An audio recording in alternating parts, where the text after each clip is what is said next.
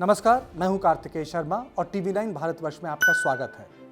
बेंगलुरु में राष्ट्रीय स्वयंसेवक संघ की प्रतिनिधि सभा की बैठक चल रही है। वैसे तो ये बैठक नागपुर में होती है, लेकिन कोविड-19 के कारण इस बैठक को बेंगलुरु में किया जा रहा है। ये बहुत महत्वपूर्ण बैठक है।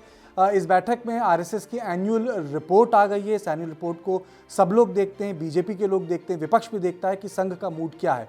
लेकिन इसमें एक बहुत महत्वपूर्ण फैसला होने वाला है और वो फैसला ये है कि सरसंघ चालक जो मोहन भागवत हैं, जो डीजोर बोला जाता है, एक मार्गदर्शक के रूप में होते हैं संघ में, वो फैसला लेने वाले हैं कि सर कार्यवाह कौन होगा। वैसे सर कार्यवाह हैं सुरेश जोशी हैं, जिन्हें सुरेश भैया जी जोशी भी बोला जाता है, लेकिन ये उनका चौथा टर्म है। 73 साल के हैं।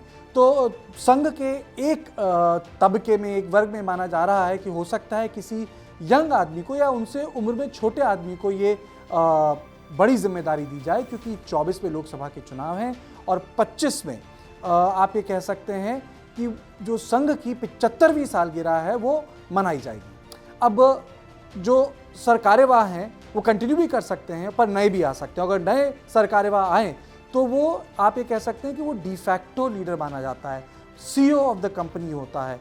अब आप पूछेंगे सीईओ ऑफ द कंपनी क्या?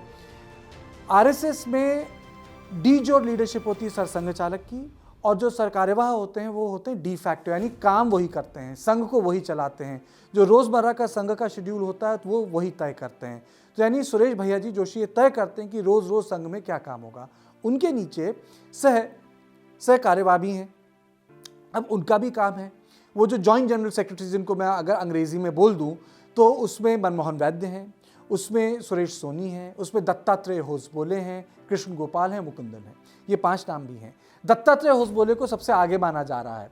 बेसिकली इसमें बात ये आ रही है बार बार कि अगर किसी एक ऐसे व्यक्ति को दे, दत्तात्रेय होसबोले की उम्र इस वक्त 65 साल है, तो एक बार कह रहा है कि भाई हो सकता है कि ये फैसला ले लिया जाए, क्योंकि अगले 10 साल तक वो काम कर सकते हैं इस पद पर, क्योंकि संघ ने एक तरीके से तय कर रखा है कि एक लिमिट होनी चाहिए जो बाकी पार्टीज में देखने को नहीं मिलती है। यानी 75 साल के बाद लोगों को रिटायर होना चाहिए। और लोगों को लगता है कि संघ में बदलाव नहीं होता, पर संघ में काफ़ी बदलाव होता है। जैसे बाला साहब देवरस ने कई पद्धतियां बदल दी संघ की, जैसे नागपुर में मूर्ति नहीं लगती। वो पहले सरसंघ चालक थे जिन्होंने अपने ही कार्यकाल में बोला कि अब मैं स्टेप असाइड करता हूँ, किसी दूसरे व्यक्ति को काम दिया जाए, तबीयत ठीक नहीं है। और ये बाकी तमाम सरसंघ चालकों ने इस बात को किया, वो रिटायर हुए और उन्हें जिम्मेदारी नए लोगों को दी। और ये मोहन भागवत के वक्त तो इतना बड़ा बदलाव हुआ कि जिसे कहते हैं कि ये जो एवरेज एज होती है सरसंघ चालक की, वो कम हो गई। और ये देखा होगा आपने कि उसके तुरंत बाद, जिसे कहते हैं कि जो भारतीय जनता पार्टी जो दबी हुई थी एलके आडवाणी और वाजपेयी जी के एक लीडरशिप बर्डन से, उसे हटा के एक नई लीडरशिप तैयार की जो नरेंद्र मोदी के गाइडेंस में थी। और आपने देखा कि 2024 में मोदी प्रधानमंत्री बने। तो कल ये तय होगा कि सर कार्यवाह कौन होगा।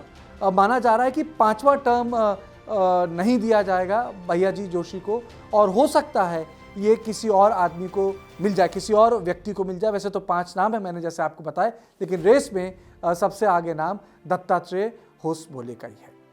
तो मेरी तरफ से बस इतना ही। पर देश और दुनिया की बाकी खबरों के लिए आप देखते रहिए टीवी9 भारतवर्ष।